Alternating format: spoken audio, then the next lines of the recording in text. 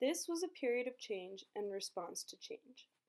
Zanzibar had gained its independence in 1963 from Portuguese rule, and leaders were trying to develop a productive nation after the evils of colonialism. This meant they needed a united nation and a productive workforce that could help improve Zanzibar. At the same time, the main sort of entertainment on the island was the daily showing of Western films. This media had a great influence on the young people of Zanzibar, for it showed a consumeristic style of life that focused on glamour and beauty.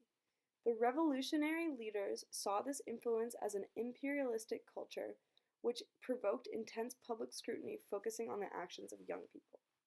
They felt that the ideals of Western films and their effect on young people showed that they were not interested in the order of revolutionary Zanzibar and were not conforming to their proper citizenship roles.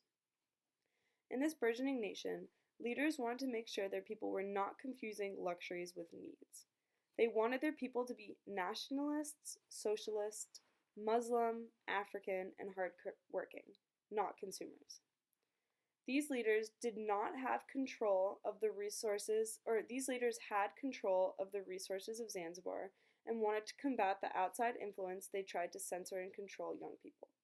Historian Thomas Burgess noted that the body had become a contested site, as leaders tried to control the dress and thus an expression of identity of the Zanzibar youth.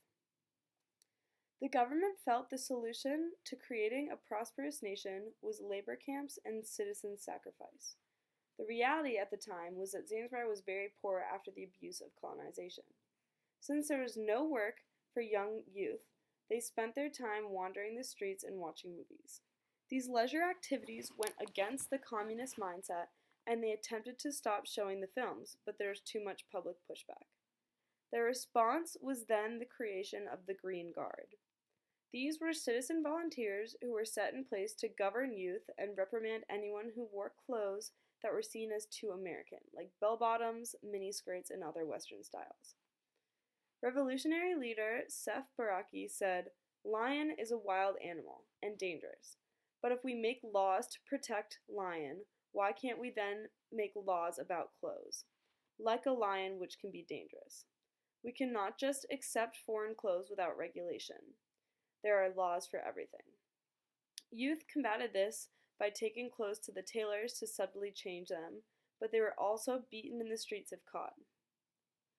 There was an implemented rule in 1973 called the New Clothing Decree, which was a law to guard the respect and manners of the nation.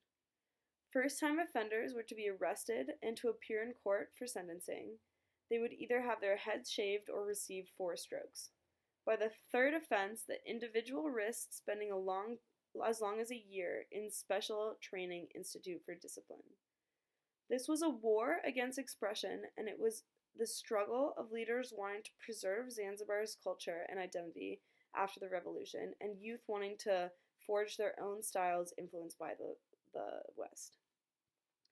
The topic of identity and who has the right to be expressive connects to themes of African history since 1800s. The battle of expression and control of culture appears consistently throughout the history of slavery and colonialism. The power struggle of the repressed and the repressors is an important one.